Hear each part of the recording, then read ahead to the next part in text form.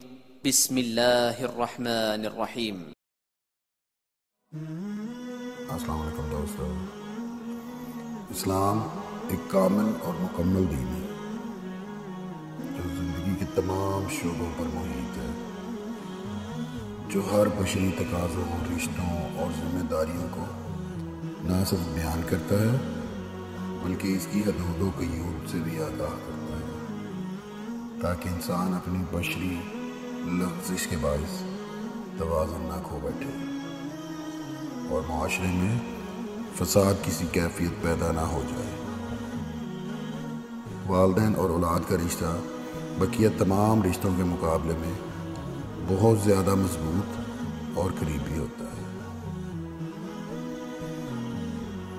لیکن یہ اتنا ہی حساس اور نازک بھی ہوتا ہے۔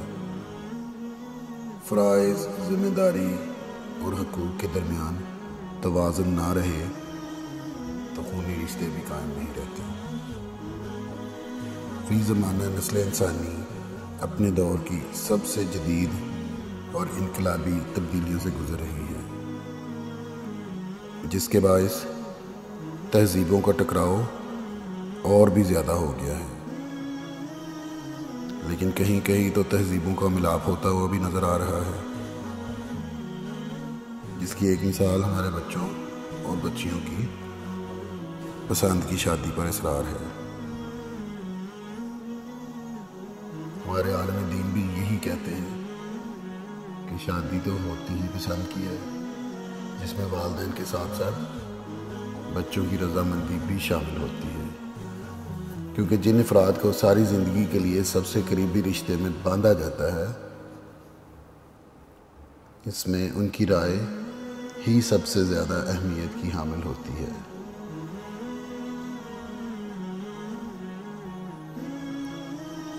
اور کہا جاتا ہے نکاح کرو ان عورتوں سے جو تمہیں پسند ہو۔ اگر لڑکا یا لڑکی ایک دوسرے کو پسند کرتے ہیں تو اپنی پسندیدگی کا اظہار والدین سے کریں اور ہر ممکن کوشش کریں کہ کسی طرح بھی والدین کی بدنامی نہ ہو، اور والدین کو بھی چاہیے کہ بچوں کی رائے کو اہمیت دیں تاکہ کوئی فساد کھڑا نہ ہو اور پیار و محبت سے یہ پیار و محبت کا کام ہو جائے۔ آج میں جو آپ کو وظیفہ بتانے جا رہا ہوں، یہ لڑکا یا لڑکی کو اپنے والدین کے لیے کرنا ہے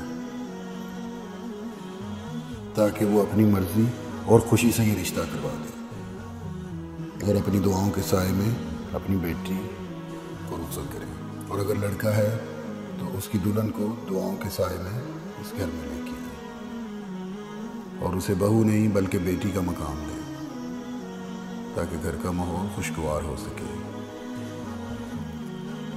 شادی صرف 2 دن کا کھیل نہیں، اس کے لیے والدین کی مرضی کا شامل ہونا بہت ضروری ہے۔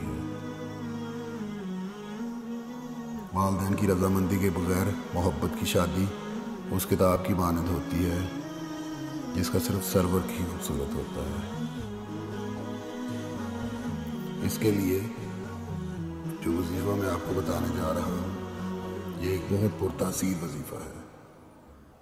آپ اس کو کریں اور اپنے والدین کے ساتھ ان کی مرضی کے ساتھ اس سفر کا آغاز کریں۔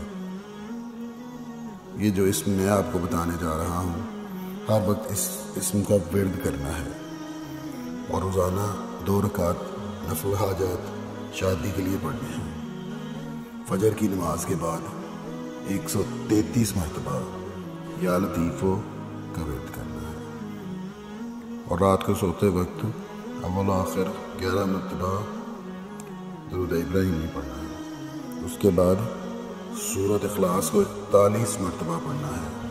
41 دن کے اندر انشاءاللہ آپ کو کامیابی حاصل ہوگی، اور آپ نے کام کر کے ہمیں بتانا ہے کہ آپ کا کام کتنے دنوں میں ہوا۔ دوستو، آخر میں یہ کہنا چاہوں گا کہ یہ ہماری ایک چھوٹی سی کاوش ہے۔ اگر آپ کو پسند آئی ہے تو ہمارا چینل سبسکرائب کریں۔ ہم فیس بک اور ٹویٹر پر بھی ہیں، لنکس ان کے ڈسکرپشن میں ہے۔ اچھی بات کسی کو بتانا صدقہ جاریہ ہوتا ہے۔ آپ بھی اس ویڈیو کو شیئر کریں، ہو سکتا ہے آپ کے توسط سے کسی مجبور بہن بھائی کا بھلا ہو جائے اور تا قیامت آپ کو اس کا اجر ملتا رہے۔ اس لیے اس ویڈیو کو بہت شیئر کریں تاکہ جو بھی کوئی ضرورت مند ہو ان تک یہ پیغام پہنچ سکے۔ اللہ حافظ۔